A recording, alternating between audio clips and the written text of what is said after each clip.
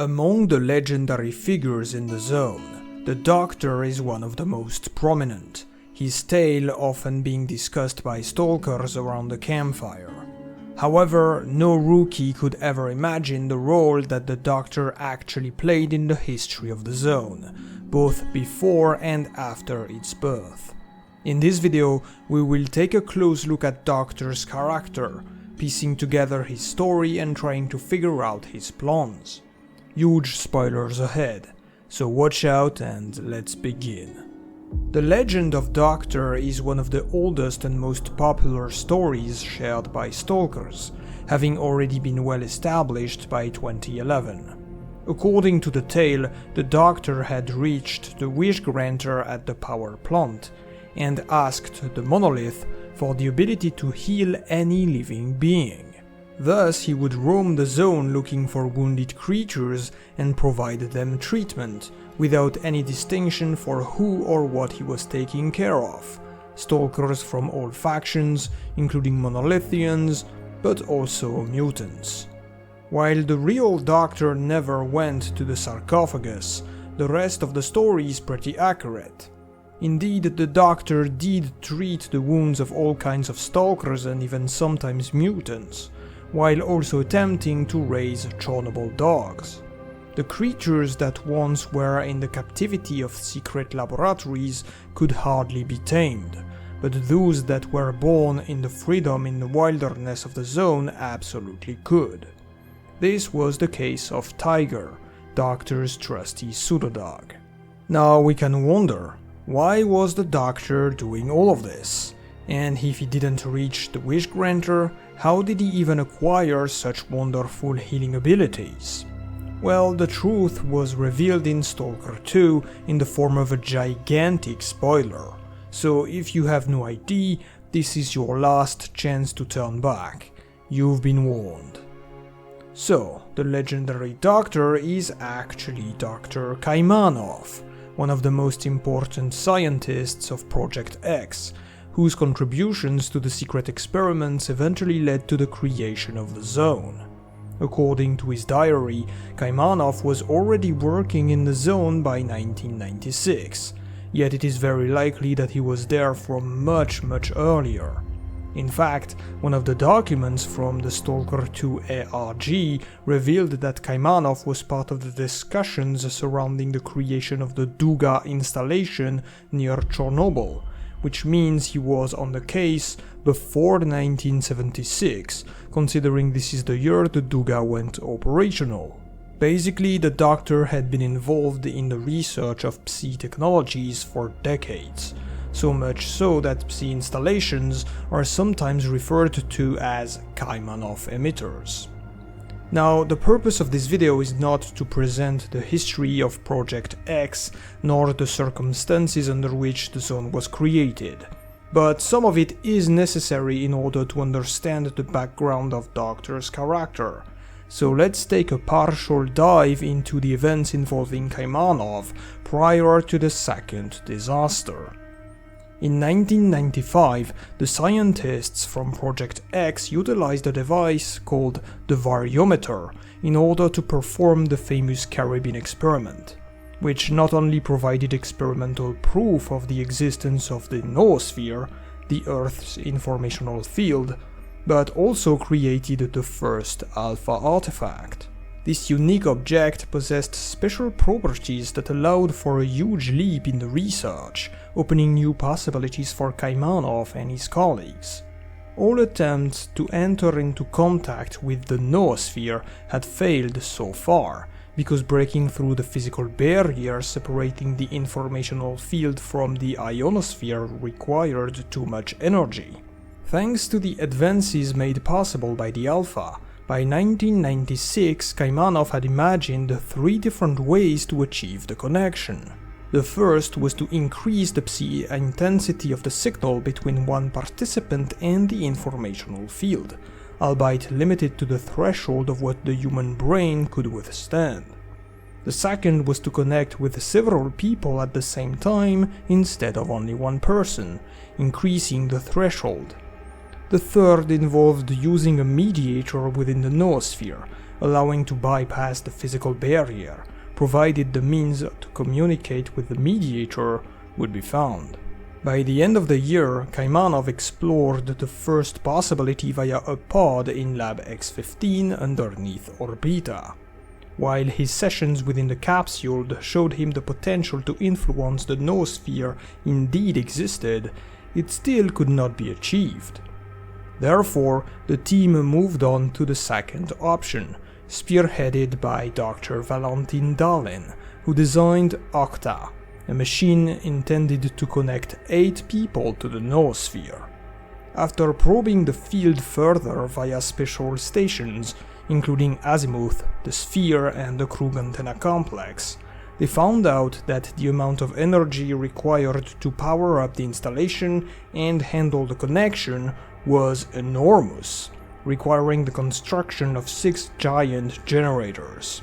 Thus, Laboratory X7 was built on the plateau north of the CNPP during the year 2003. Additionally, X11 was also erected southeast of the cooling pond as a backup control center for the generators. By that point, Kaimanov had serious doubts about the whole operation and the intentions of his colleagues. Indeed, Dalin and his group came up with the idea of altering the noosphere to remove negative factors from mankind, getting rid of humanity's darkness and creating a better, more perfect world. Not only was such an experiment extremely risky and highly unethical, but its implications for the future of humans as a species were difficult to grasp. Not to mention the fact that this plan was not endorsed by the regulatory board, who were the powerful benefactors behind Project X. By 2006, everything was ready and the scientists had made up their minds. They would secretly take the initiative and carry on with their goal. Kaimanov, who was supposed to take part in the endeavor by entering one of the 8 pods, decided to back down at the last moment. He did not agree with what was about to take place, seeing it as a violation of the human nature. Besides, he considered his colleagues as glory seekers instead of true scientists. It should be mentioned that Kaimanov and Dalin had previously experienced strong disagreements. In one hand, Kaimanov rejected Dalin's theory about subtle matter, according to which eternal life was possible within the noosphere. On the other hand, Dalin had ridiculed Kaimanov's calculations on the noosphere, even though they eventually turned out to be correct and paved the way to achieving a meaningful connection to the field. On the day of the experiment, June 10, 2006, the 8th pod remained empty. Kaimanov, who could not stand it anymore, grabbed his pistol and rushed towards the platform overlooking the Octa. The equipment was barely handling the influx coming from the noosphere, and it looked like the breakdown could happen at any moment. In an attempt to stop everything, he shot several times at the machine, damaging the variometer device forming the core. The exact consequences of this act of sabotage are unknown, but we can see that the bullets had knocked out the hoops that were supposed to spin around the core. Did Kaimanov just cause the birth of the zone, or would it have occurred anyway? The answer is not entirely clear, although the doctor believed he was not responsible for the creation of the zone. According to him, it had created itself. In any case, the experiment did not go as planned.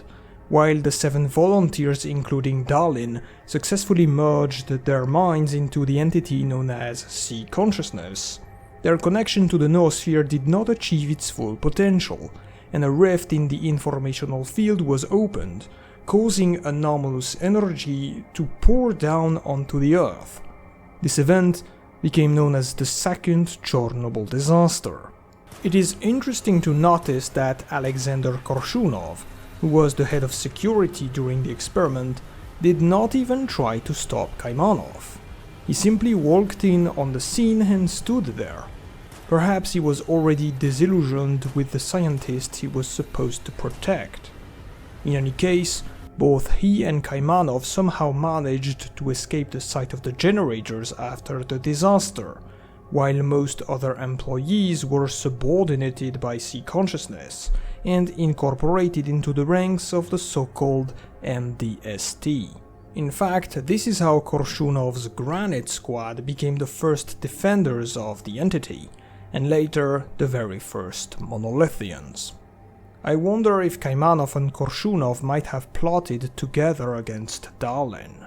Perhaps they teamed up to make it out. That would be interesting, although unlikely.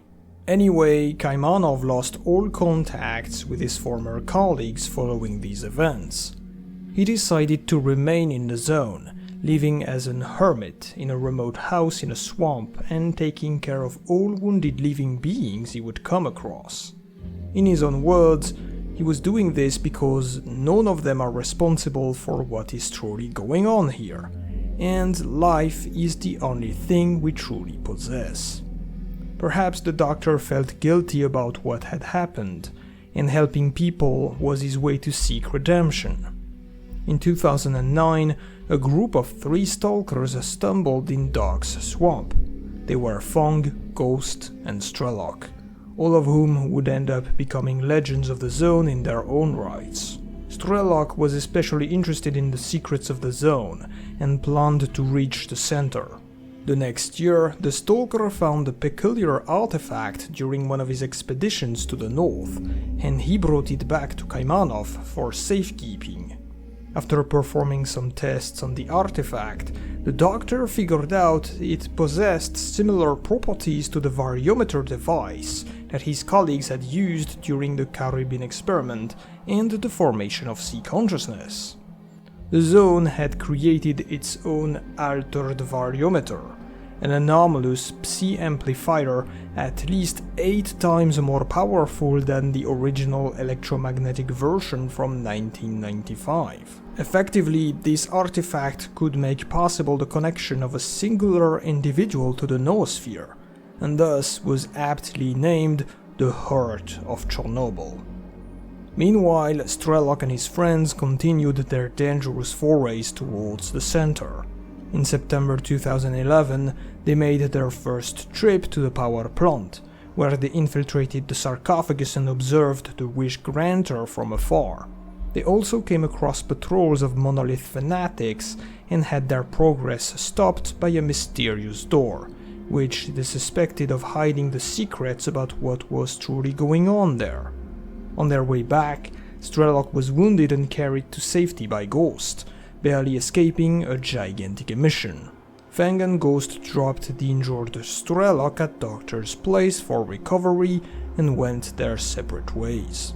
Kaimanov took great care of the Stalker, whom he had started to consider like his own son. Strelok, however, was only thinking about one thing: returning to the CNPP. The events that would follow were depicted in the original S.T.A.L.K.E.R trilogy, so I will not enter into all the details. If you're interested, I have a video dedicated to the story of Strelok's group. The short version is the following. Strelok went back to the power plant but was captured by Psi consciousness and its allies from MDST, who brainwashed him into becoming an agent. Unfortunately for them, a mistake was made, and Strelok was given the mission to kill Strelok himself. Like all agents, he was sent back into the zone inside a death truck, and miraculously survived. Suffering from amnesia and eager to figure out his past, the Stalker turned the zone upside down looking for Strelok, before eventually meeting with Dr. Kaimanov, who revealed to him that he was Strelok himself. The old man also provided the necessary instructions to open the mysterious door inside the sarcophagus, which led to Strelok disabling the monolith device, reaching the generators, killing the scientists connected to Psi consciousness, and bringing down the entire X network. After the demise of his former colleagues in 2012, Kaimanov resumed his medical activities, while Strelok went to the government to share what he had learned at the zone's center.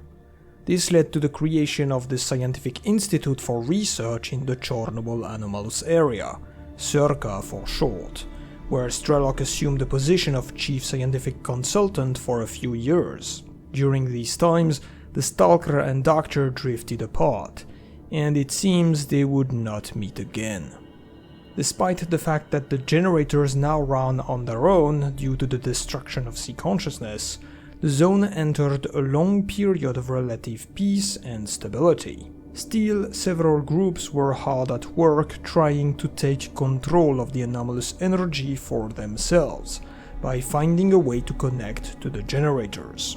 The first and most powerful was the Ward, the paramilitary organization aimed at securing the operations of S.T.A.L.K.E.R. The Ward was led by Colonel Korshunov, the very same who escaped X7 after the second disaster, and who, after all these years, was still loyal to the Regulatory Board, now represented by the mysterious Agatha. You see, the Regulatory Board never gave up on taking back what they believed was rightfully theirs. That is, Project X and its pinnacle in the form of the connection to the noosphere from the generators. Without entering into details, the Institute's mission was to erase the zone by closing the rift in the noosphere, thus repairing the mistakes made by the scientists from Valentin Darlin's group. This is ironic, considering the head of S.T.A.L.K.E.R was Darlin's son, Dmitro. Opposing them was the S.P.A.R.K group, a large faction of experienced stalkers led by the legendary Scar. They hated the Ward and did everything they could to sabotage S.T.A.L.K.E.'s operations, using guerrilla warfare and other clandestine tactics that earned them the label of terrorists from the authorities. Their goal was to find the so-called Shining Zone, a reality in which the anomalous energy made the world a better place instead of a dangerous wasteland. In secret, S.P.A.R.K was manipulated by the MDST, the group of Project X scientists who had remained on the side of sea consciousness following the second Chernobyl disaster. But this topic is not meant to be the main focus of this video, so all you need to know is that S.P.A.R.K was fighting the Ward and S.T.A.L.K.E.R for control of the zone's center. Then there was Strelok, who left the Institute in 2017 after trying to blow up their laboratory X11. He went into hiding in the mainland, preparing for his return to stop both S.P.A.R.K and the Ward. It is in this context that the events of Heart of Chernobyl take place, and for a large part of the story, the protagonist Skif will side with either the Ward or with S.P.A.R.K. However, there was another force working in the shadows, as highlighted by Agatha herself. Something else is going on here. Something we don't know about yet.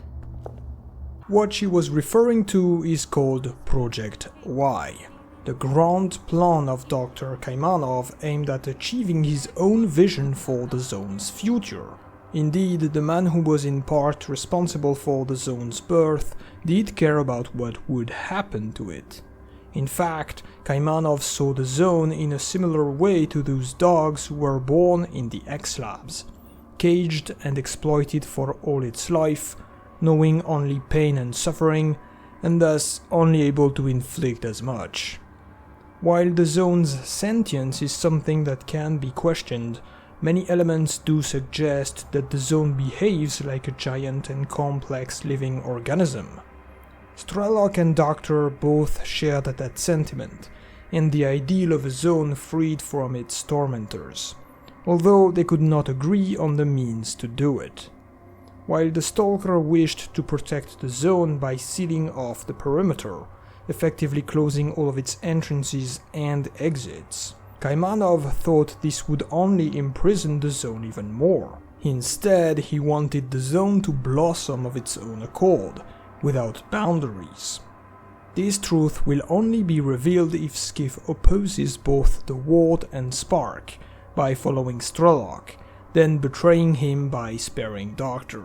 But we're getting way ahead of ourselves. Let's go back to Project Y and take a close look at all its steps. Couriers. Chornozem, destroy the list. Lab X3. Destroy all the documents as well as any evidence of reframing agents and using couriers. Provide scanners. Nestor. Provide alpha artifacts. We've got a number of faded ones, more than enough. Duga Comms Center. Replace the microchips with external action modules. So, remember the whole scanner business? I've got a video about it if needed. Well, it turns out that Kaimanov was the true mastermind behind it all. Indeed, both Chornozem and Nestor played an essential role into the scheme, but Project Y reveals they were under the orders of Dr., or rather, they were his puppets. You see, these two bandits were once turned into agents of Psi consciousness at the Neuro Laboratory underneath the generators. Chornozem was meant to be a hitman, while Nestor was tasked to find new candidates for programming. However, Kaimanov later reframed them. That is, he modified their programming so that they would follow new instructions. It is unknown when and how he managed to achieve this, though it is pretty clear that this reprogramming took place in Laboratory X3. This is why the symbol of Project Y can be found in this lab, and also one of the reasons Strelok visited the place when he returned to the zone. Even if not the topic of this video, I should mention that a similar reframing was performed on S.T.A.L.K.E.R, although its circumstances and specifications were different. It happened that the Neuro Laboratory included the implementation of another Stalker's memory and was carried out by MDST, not Kaimanov. Anyway, Chornozem and Nestor were chosen by Dr. to run the scanner business. Their detailed instructions can be found on their PDAs after the Ward managed to decrypt them at the chemical plant. Nestor had to acquire the scanners from Professor Herman, find a contact among S.T.A.L.K.E.R employees, gain their trust and establish mutually beneficial cooperation, obtain scanners, deliver all obtained equipment to Chornozem. Chornozem was to organize couriers, the men who would use the scanners in the field, find potential couriers among stalkers, memorize requirements for potential candidates and destroy these instructions immediately, get in touch with Nestor, provide couriers with scanners on a rolling basis. On the surface, the whole point of the scanner business was to recharge spent artifacts that lost their properties after being taken out of the zone. For Kaimanov though, the goal was actually to recharge an alpha artifact, the key to get things moving again in the zone. Indeed, the lack of any progress from all factions for almost a decade was due to the fact that the X network had been shut down by Strelok's actions. The only way to reactivate it without any access to the generators was by bringing an alpha in Lab X11 underneath S.T.A.L.K.E.R, which is why the Institute looked for this artifact for a very long time. According to the Project Y document, Kaimanov had several such alphas in store, and he was the one to provide them. This implies that he sent not just one, but multiple alpha artifacts to the mainland, each manifesting in an anomalous explosion just like the one that destroyed Skif's home. The radio from Herman's truck in the opening cutscene mentions other events of similar anomalous nature occurring in the zone's vicinity, which could have been triggered by the arrival of the other alphas. This narrative raises a lot of unanswered questions. How the hell did Dr. get his hands on several alpha artifacts? Why were they already spent? How did he manage to send them to the mainland? Why not send one directly to S.T.A.L.K.E.R? I wouldn't even dare speculate about these for the time being, although I have a feeling that future expansions may bring some new useful information on the matter. Regardless, Kaimanov's intent is pretty clear. Send the alphas to the mainland, wait for one of them to inevitably make its way back to the zone, fit into the scanner business, be recharged and delivered to S.T.A.L.K.E.R. The Institute's head, Dmitro Dalin, thought they could use the Alpha to remotely connect to the generators, and in theory it should have worked. However, this was without counting on Faust, the Noontider who wished to bring the monolith back. With the help of S.T.A.L.K.E.R, who supplied psi-emitters, Faust sabotaged the X11 experiment, causing the downfall of S.T.A.L.K.E.R. This event resulted in two important things. One, the X network had been successfully restarted by the Alpha before the connection was severed. Two, the so-called signal returned all former Monolithians to their fanatic state.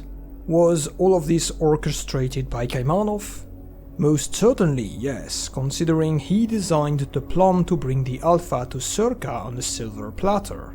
If the X11 experiment had been a success, Agatha would have taken control of the generators and erased the zone, something that Dr. obviously did not want.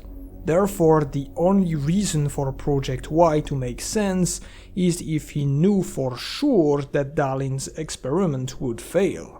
With the X network up and running again, it was now possible to use its facilities such as Duga, X17, Orbita and the Foundation, like a trail left for Skif to slowly make his way towards the center of the zone and uncover its secrets in the process. This path would inevitably lead him to meet with Kaimanov face to face, which happened when Skif went to find Doctor in the Red Forest. He was not the only one looking for the legendary old man, as mercenaries had been sent by Strelok to eliminate Kaimanov. One of their squads ran into Strider, the leader of Noontide, now turned back into the banner of the monolith. He mercilessly destroyed all the mercs in his way, but was heavily injured in the process and barely managed to drag himself to the doctor's house, and this is where Skif found them both. In order to save Strider's life, Doctor sent Skif to a nearby Monolithian hospital to retrieve a regenerator, a piece of technology used to heal the most grievous wounds inflicted to those who have been stripped of their Psi-Immunity. True to his principles, he asked Skif to spare the Monolithians, and it's up to the player to fulfill this request or not. Either way, when Skif returned with the device, we witnessed one of the most important moments in the entire game. You know the one. To sum it up, Strider got some strength back and attacked Doctor, prompting Skif to intervene. Despite his injuries, the Monolithian got the upper hand, and Doctor was forced to choose between two lives. Ultimately, he decided to kill Strider and save Skif, then proceeded to reveal his past as Dr. Kaimanov. Skif responded by sharing his encounter with the representative of Sea consciousness in Lab X17, which, if it actually was real, would be a result of afterlife within the noosphere according to Dalin's theory of subtle matter. In order to make sure, Doctor sent Skif on a little adventure to test out subtle matter, leading him to X3 where he met Strelok, and to X15 under Orbita where the original pod was located.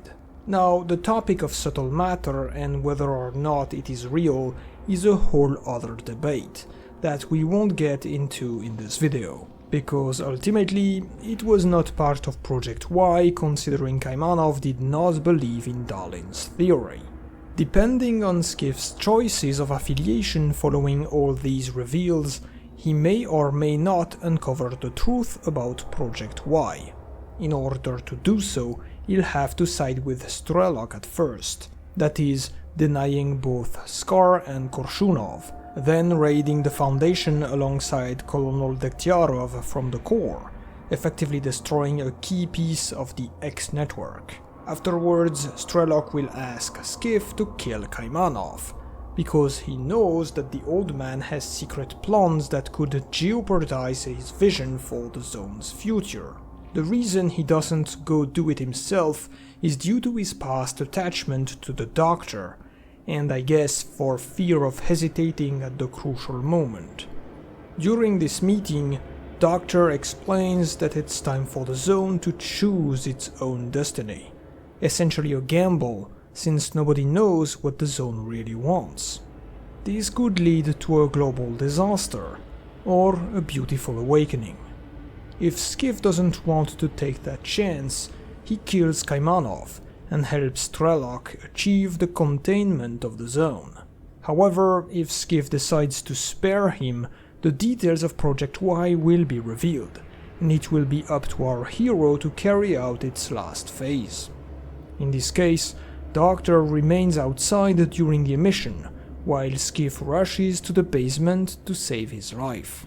In a secret room, he finds parts of Kaimanov's diary and the documents related to Project Y, along with a globe wrapped in wires and small light bulbs. We already talked about the main Project Y file, but we left out two things. Step 5 about installing the external action modules at the Duga Comms Center, and the draft of a speech to an unknown audience. Firstly, I searched for any other mention of the external action modules in the game, but could not find any. So at the moment we can only guess what they are and what their purpose is.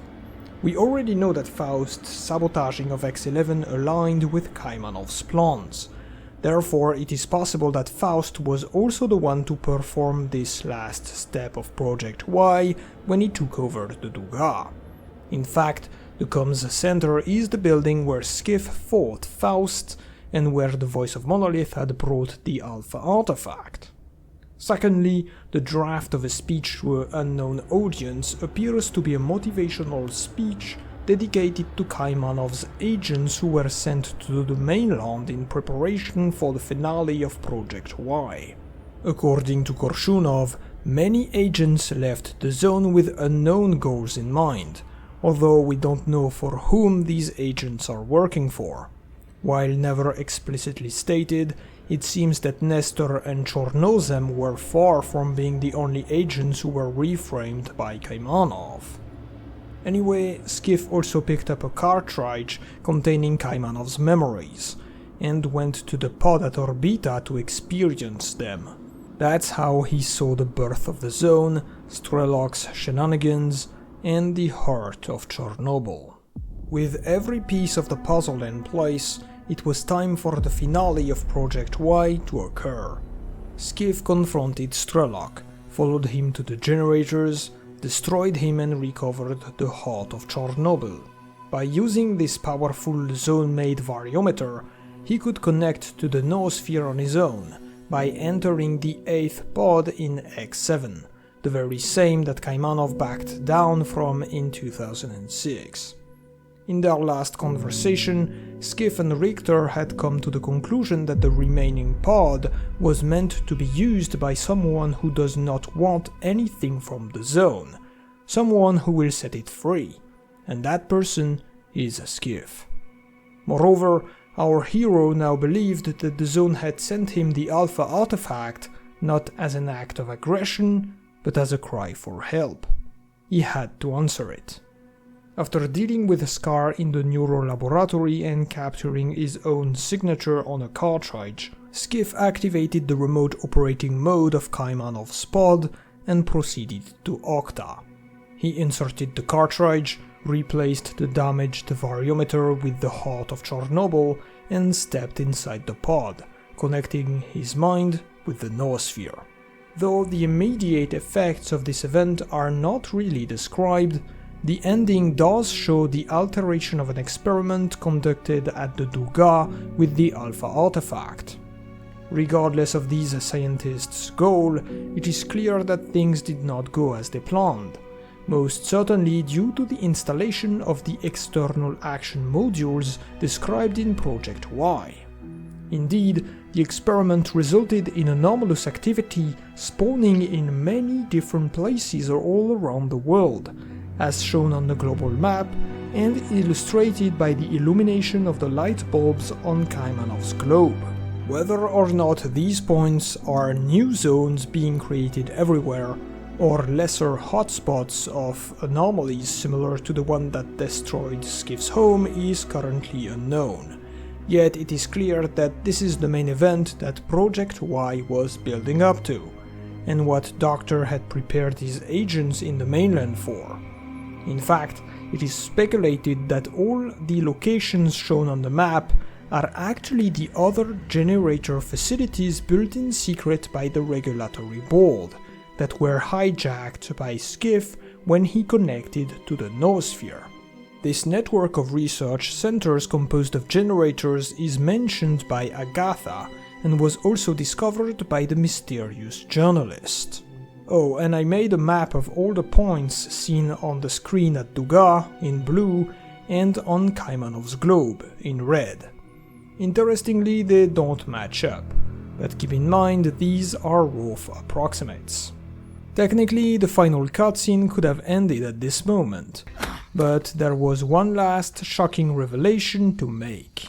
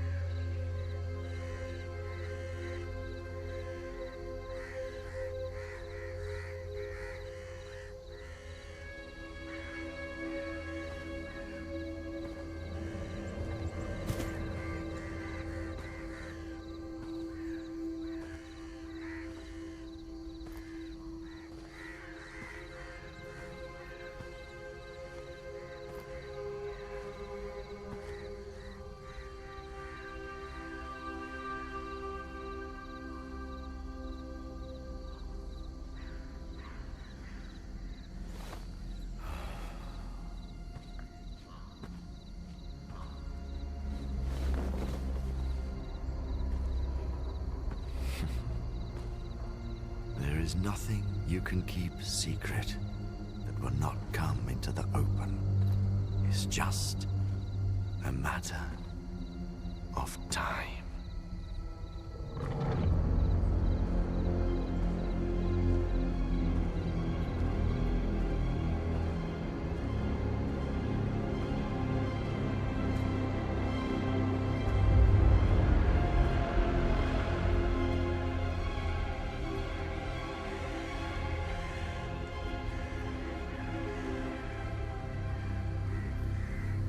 I used to serve the monolith blindly, until she opened my eyes. To keep life's adventure going, one must embrace freedom. Such is the gift of the zone. Ever since the big reveal, many discussions have taken place around this topic, for it is very confusing, raises many questions and leaves a lot of room for interpretation. So, was Doctor really Faust in disguise? If so, when did he take his place? And how? The answers will vary depending on who you ask, with the spectrum ranging from they are different persons who shared similar ideas and the ending is just meant to show a metaphorical connection between the two, all the way to Faust was always Kaimanov in disguise. He used illusions to manipulate everyone and Skif from the very beginning. Personally, I am not sure what to believe, but sharing my opinion is not important. Instead, I'll try to analyze the situation further, collecting clues on the way and sharing all the arguments I could find, both in favor and against Faust being Doctor. That way you can decide for yourself what conclusions to draw. Let us begin with the similarities and differences between the two men's plans and ideals. At first glance, parts of Project Y and parts of Faust's schemes seem to align pretty well. We already talked about the organization of the scanner business, the sabotaging of Lab X11, and the Duga Comms Center, being central pieces for both characters. Furthermore, Faust's dialogues with Skif share a similar undertone to Doctor's. Indeed, the Monolithians' speeches, especially the one at the Duga, are meant to make Skif think about the true nature of the zone, pushing him to make his own decisions and follow his own path. At least that's what it looks like on the surface, even though in reality it might just have been attempts to manipulate our protagonist. Kaimanov had a similar approach on Skif, suggesting that he keeps an open mind about the zone and what would happen if it was set free. In the end, both of them wanted to show Skif their personal truth. However, the goals of Doctor and Faust do differ extensively upon closer inspection. The voice of the monolith never spoke about setting the zone free, at least not before the reveal in this ending. Instead, he only cared about bringing the monolith back and brainwashing the whole Stalker population into his ranks. Meanwhile, Kaimanov had no incentive to help the monolithian cause, since he already had his own methods for controlling his minions. In fact, there is no real proof that the events surrounding the scanners, X11 and Duga confirm any sort of link between Doctor and Faust. It is suspicious, sure, but it could all have been a coincidence. In one hand, Kaimanov needed the Alpha to be used in X11 in order to restart the X network, and he also required the experiment to fail so that the regulatory board wouldn't take control of the generators. In the other hand, Faust wanted to sabotage the X11 experiment in order to trigger the signal that would bring back his monolithian brothers to their fanatical state, both throwing a wrench into Dalin's plans, but for different motives. The same reasoning can be applied about the Duga Comms Center. Kaimanov supposedly wanted to use it to spawn new anomalies around the world, while Faust apparently wished to transform it into a new brain scorcher that would turn all stalkers in the zone into monolithians. If we assume that Faust was actually disguised as Doctor, then it looks like he pursued the resurrection of the monolith at first, then at some point had a revelation about the zone itself being more important than the monolith. This would explain his final sentences.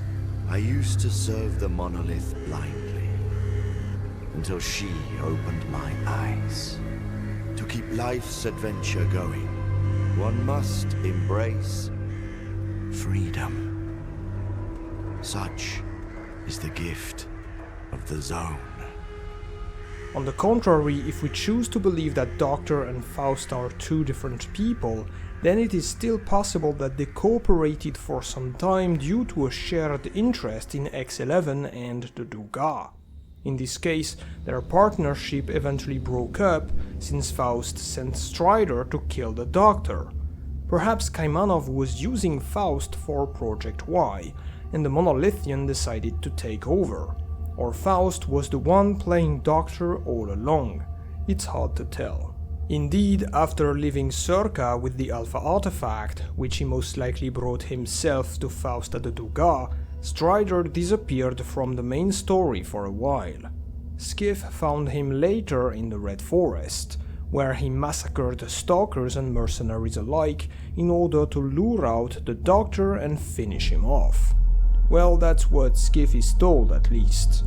Unfortunately for Strider, he got badly wounded after being shot twice by the merc Jarl, and barely made it in front of Doc's house before collapsing.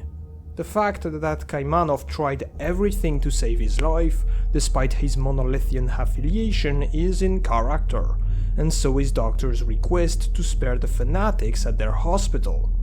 Yet we can wonder how he knew about the regenerator device and where to find it in the first place. We'll say that the Legend of the Zone would know such things, but it could also be small hints that he was already Faust in disguise. However, if that really was the case, why did Strider try to kill him when Skif returned? Was the deception so convincing that even Strider's controlled mind could not make it out? Well, it does not seem so. In the game files sits a PDA log that currently cannot be obtained in normal gameplay, which reveals that Faust ordered Strider to eliminate the Doctor. Perhaps we are meant to unlock it from Strider's body, but it does not work for some reason. Either way, this message gives less credibility to the idea that Faust disguised as Doctor, at least not yet at this moment. It is still possible that he replaced Doctor afterwards, or it might all have been a ruse from the beginning, a setup meant to gain Skif's trust and show him what was necessary to manipulate him. Whatever it is, there are a lot of strange things about this scene. For example, how did Strider recover from his wounds so quickly when it was said earlier that the regenerator would be crucial in his survival?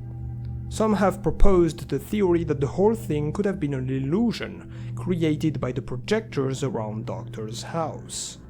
This begs the question, what even is Doctor's Mirage anyway? Some claim it's a kind of Psi device, and the house is not even real. This is backed up by the fact that visiting the place at a time when you are not supposed to will reveal an empty spot covered by a Psi field. Howbeit, it feels like it is simply a way to stop the player from discovering the place at the wrong moment. After all, in the cutscene where Skif confronts Doctor on the order of Strelok, the Mirage is struck by lightning during the emission and starts to dissipate, and yet the house remains.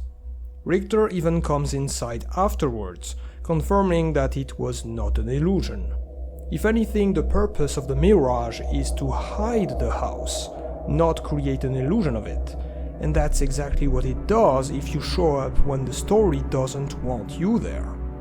Now, please allow me to go on a little side tangent about Doctor's house.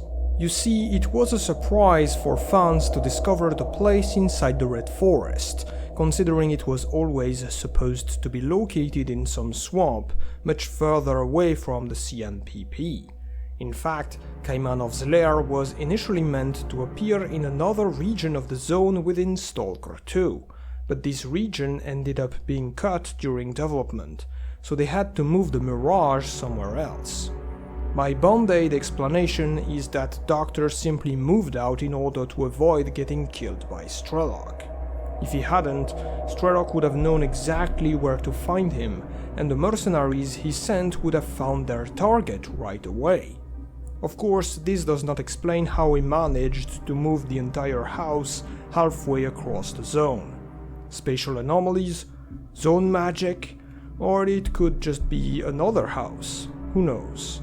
Another explanation is that the house is a recreation of Doctor's original house in the swamp that was made by Faust in another place as part of his scheme. Well, if he indeed impersonated Kaimanov at least.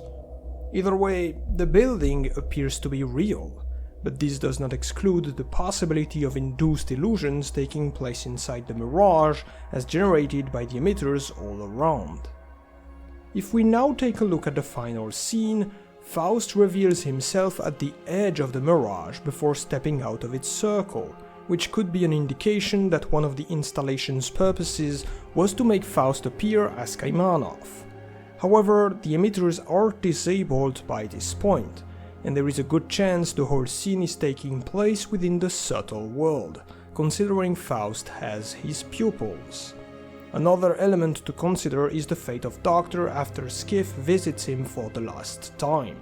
If we shoot him, we will see his dead body with Tiger next to him.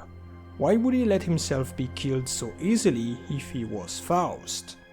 If we spare him though, he will remain outside during the mission and then vanish without a trace. Another hint that he was Faust in disguise, or was it the Doctor offering his life to the zone? I think the latter actually makes sense considering Kaimanov said that the zone wished for the death of its tormentors. Perhaps he considered himself one of them due to his past actions, and thus he let the zone take him in order to ensure its future freedom. On a different note, there are other ways to survive blowouts besides being a monolithian, such as Class 5 Psi protection and the anabiotics that for some reason have been missing from S.T.A.L.K.E.R 2, so we can never be sure of Doctor's fate. Then again, if the ending really takes place in the subtle world, anything could have happened to the characters and they still be able to show up, especially Faust. A theory of mine is that both Faust and Doctor joined the subtle world after their respective deaths, surviving within the noosphere just like Sea Consciousness did. There they would have been able to exchange their thoughts directly via subtle matter, resulting in what we see in the final cutscene. Anyway, let's examine a few other more practical details that hint at a possible link between Faust and the Doctor. For starters, there is the photograph taken by Strelok at the CNPP during one of his early trips, which he gave to Kaimanov in 2011. This photo can be found in Lab X5, the place where Faust was gifted controller abilities by Professor Dvupalov, and later on made into the voice of Monolith by MDST scientists. Even more striking, the photo sits in what seems to have been the very room where Dvupalov and Faust had their philosophical conversations, where a monolith-like structure made out of toy blocks stands on the table.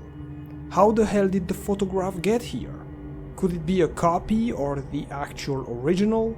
We have no idea, but it does point in the direction of a very old connection between Faust and Kaimanov. It occurred to me that perhaps Kaimanov had met with Faust back when Dvupalov was still in charge. This is possible because we know Dvupalov refused to join MDST following the formation of Sea Consciousness, meaning the experiments on Faust could have started before the second disaster. In that case, Kaimanov may have seen potential in Faust back then and later decided to use him as a tool in Project Y. Or maybe it was the other way around and Faust was the one who ended up manipulating Kaimanov. Who knows? Another detail hinting at the Doctor's true nature is a message left on a board in Strelok's stash, most likely written by the legendary Stalker himself, reading, "Don't believe his lies. He stands behind the truth. Kill him."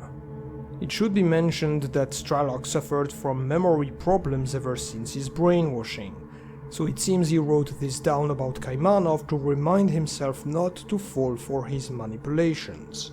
It doesn't directly tell us that he's Faust in disguise, but it does fit this narrative. Lastly, I couldn't help to notice a peculiar similarity between two lines spoken by the characters. At the Duga, Faust shouts to Skif, "Come to me! I am the truth!" and later Doctor tells Skif to get into the pod in Orbita in order To see the truth. Even if it doesn't prove anything, it shows that both of them wanted to show Skif what they considered to be the truth. Alright, as a last thought exercise, let us consider for a moment that Faust actually disguised himself as Doctor. This could only have happened if the voice of Monolith managed to survive the events at the Duga, right? While we never really saw Skif kill Faust straight away due to the sequence in the subtle world, we do see his body afterwards. The Psi devices had been destroyed and all his phantoms were gone, not to mention the fact that Skif looted his body by taking his precious necklace, which he wore at all times, mind you. Then again, Faust does not have the pendant in the ending, so make it what you will, I guess. Furthermore, after Faust would have put on his disguise, he needed to make an absolutely perfect impersonation of the Doctor. But how could he know everything about Kaimanov's down to all the details of his past? Well, it is possible that he used the cartridge containing all his memories, somehow honing in his controller abilities to reproduce Doctor's trait to the point where it would fool even a close friend. A bit hard to believe, but possible, I guess. Another thing bothering me is the fact that the last phase of Kaimanov's plan felt rushed and way more improbable than the steps of Project Y, which were detailed, planned in advance and very well executed. Counting on Skif to side with Strelok, then betray him, make it to X7 alive, enter the pod and set the zone free was a huge gamble, and a chain of events that had so little chance to succeed. There is always the theory that Skif was an agent all along, but I don't really buy it, although I am interested to read about all your thoughts in the comments below. In conclusion, there are elements that support both sides of the debate, and I hope I was able to show enough for you to make your own opinion on the matter. Yet, until more information is introduced, we can't really prove anything with absolute certainty. Is this a bad thing though? No, I don't think so. These mysteries may keep us awake at night, but they are what cultivate interest in the game's story, even months after the release. The same thing happened with many plot points from the original trilogy that are still being discussed today so many years later, and I think something similar will take place in S.T.A.L.K.E.R 2, which means we have a lot of things to look forward to. As for now, it's time for me to go. Thank you very much for watching, Stalkers, and take care.